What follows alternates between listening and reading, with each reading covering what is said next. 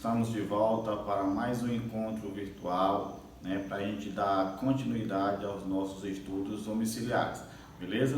Então hoje, mais uma vez, nós vamos falar ainda de calorimetria, né, para a gente finalizar essa parte que já iniciamos em aulas anteriores, beleza? Só que hoje nós vamos falar bem especificamente, né, do calor latente. Nós vamos aprender como calcular, né, e definir também,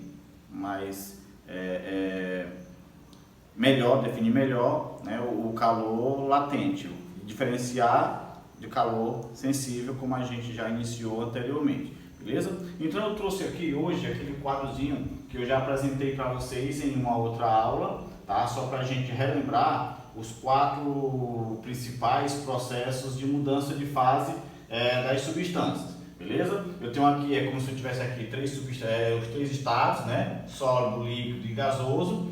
E ao ser aquecido ou resfriado, essas substâncias podem mudar de um estado para outro e receber nomes bem específicos, certo? Por exemplo, aqui, quando a substância passa do sólido para o líquido, através do aquecimento, a gente chama de fusão. Quando passa do líquido para o gasoso, a gente chama de vaporização. Quando passa do gasoso para o líquido de volta, né, quando é resfriado, recebe o nome de condensação, e quando passa do líquido para o sólido, também no resfriamento, recebe o nome de solidificação, beleza? Então esses são os 4 principais processos que a gente vai fazer uso e eles são necessários para que a gente possa compreender bem a definição de calor latente, beleza? Então vamos lá, eu trouxe também aqui as 2 definições que também já vimos anteriormente, você já deve ter aí no caderno de vocês, tá? Para que a gente possa fazer a distinção, né? A diferença e também a associar, beleza? Então nós temos aqui, ó, o que nós chamamos de calor sensível. É o calor que produz apenas variação de temperatura, tá? Quando um corpo é aquecido, ele muda só a temperatura, esse calor que ele recebeu é chamado de calor sensível, tá? Calor latente é o calor que produz apenas mudança de estado físico ou de estado de agregação, tá? Quando você aquece ou resfria uma certa substância e todo esse calor fornecido é necessário apenas para mudar de estado físico, então ele é chamado de calor latente, tá? Essa é a diferença aqui entre o calor sensível e o calor latente, ó. Calor sensível produz variação de temperatura, calor latente produz mudança de estado físico, tá? Bom, eu trouxe aqui do outro lado um gráficozinho aqui para que a gente possa compreender que num processo de aquecimento ou num processo de resfriamento é possível que durante o processo existam os 2 tipos de calor, tanto o calor sensível quanto o calor latente. E isso é possível, professor? E nós vamos ver agora como é que a gente identifica quando está calor sensível e quando está calor latente. Então verifique aqui, analisem aqui comigo, ó. Eu tenho aqui no gráfico, né, uma substância, vamos supor que está no estado sólido, tá? No estado sólido a menos 20 graus Celsius. Aqui está no estado sólido, tá? Essa substância começa a ser aquecida, tá? E aí quando ela chega aqui no 0 grau, que ela está negativo, né? Se vai aquecendo, ela vai aumentando a temperatura. Então, quando ela chega aqui no 0 grau, você observa, tá? Que a temperatura permanece constante durante toda uma etapa aqui, ó, tá? Até ela começar a aumentar de novo. Aí ela começa a aumentar de novo do 0 e vai até o 100. Quando ela chega aqui no 100, verifique que mais uma vez a temperatura não aumenta, né? Ela permanece aqui constante, tá? Até conseguir se elevar de novo, tá? Então, se você verificar, eu tenho aqui 5 etapas: a etapa A, a etapa B, a etapa C, a etapa D e a etapa E, tá? Então observe o seguinte, ó, na etapa A há um aumento de temperatura. Observe que é um aumento de temperatura, ó, de menos 20 para 0.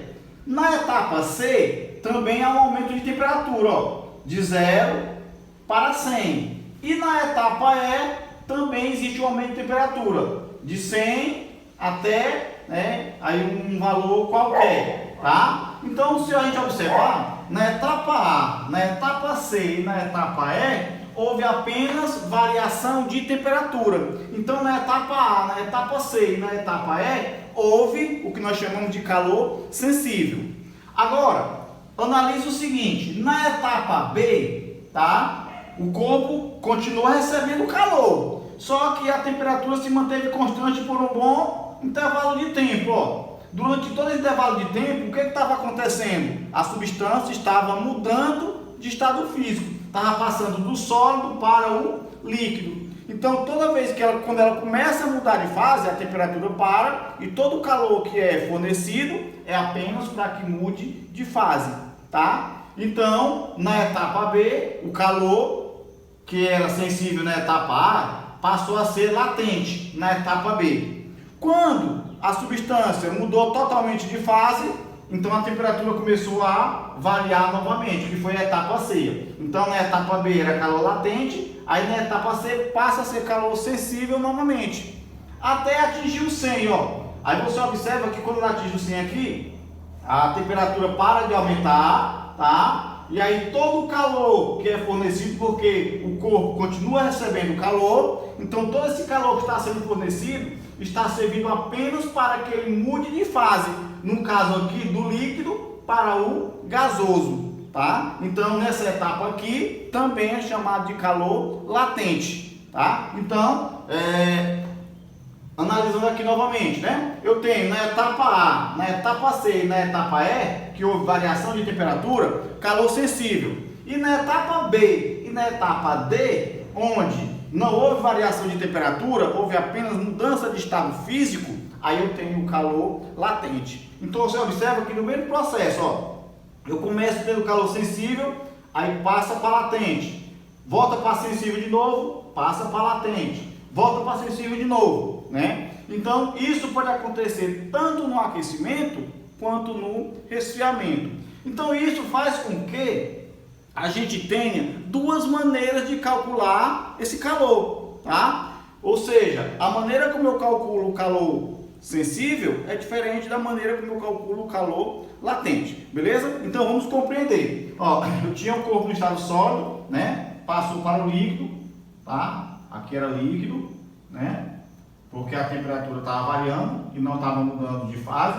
E aqui ele passou para o gasoso, tá? Também não houve, durante todo o processo, a temperatura para e depois volta a subir novamente, beleza? Então, como nós vimos anteriormente, ó, para que eu calcule o calor sensível, né, que eu posso até colocar aqui o S de sensível, a gente utilizava o quê? Massa vezes calor específico vezes variação de temperatura, tá? Porém, no calor latente, a temperatura permanece a mesma. Então não há variação de temperatura. Como não há variação de temperatura, tá? Eu tenho uma outra maneira. Eu não posso aplicar uma variação de temperatura que não há. Então no calor latente eu tenho que a quantidade de calor é igual a massa vezes o calor latente. E o calor latente a gente representa com uma letra L, como eu coloquei bem aqui, ó, tá? Então o calor latente é representado com a letra L. E a quantidade de calor que é fornecida para essa substância, ela serve apenas para que essa substância mude de estado físico, certo? Portanto, esse calor latente, né, ele na verdade, ele varia de acordo com a substância. Para a água, por exemplo, nós temos alguns valores já bem conhecidos, né? Agora, voltemos aqui novamente, ó, presta atenção, no processo de fusão, o calor latente é chamado de latente de fusão. Na vaporização é chamado de calor latente de vaporização. Na condensação é chamado de calor latente de condensação. E na solidificação, calor latente de solidificação. Então, veja o seguinte, ó, se a gente for analisar aqui, tá? A fusão e a solidificação são processos opostos. Enquanto que a vaporização e a condensação também são processos opostos, tá? Então eu tenho o seguinte valor, isso para a água, por quê? Porque cada substância tem um calor latente diferente. A água, por exemplo, tá? O calor latente de fusão da água é 80 tá? Cal por grama, tá? Presta atenção, isso aqui é da água, vou até colocar bem aqui, tá? Da água. Já o calor latente de vaporização, ele é igual a 540 cal por grama, tá? Professor, e o calor latente de condensação e solidificação? É só a gente raciocinar. Como eles são processos inversos aos conhecidos, tá? Eles são o mesmo valor, porém com sinal negativo, tá? Então, o calor latente de condensação é menos 540 cal por grama, enquanto que o calor latente de solidificação é menos 80 cal por grama, né? Então, o contrário da fusão, a solidificação, o contrário da vaporização é a condensação, certo? Professor, precisa decorar tudo isso aí? Não, né? Na maioria das vezes, nas situações de problemas, quando a gente precisa desses valores que são constantes, né, o valor é fornecido na situação problema, beleza? Mas outras vezes a gente pode procurar, a gente conhecendo outros valores, tá? Então, no nosso próximo encontro, eu vou trazer duas situações problemas para que a gente possa aprender a calcular essa quantidade de calor latente fornecida no processo de mudança de estado físico, tá? Então, fiquem com Deus e até o nosso próximo encontro.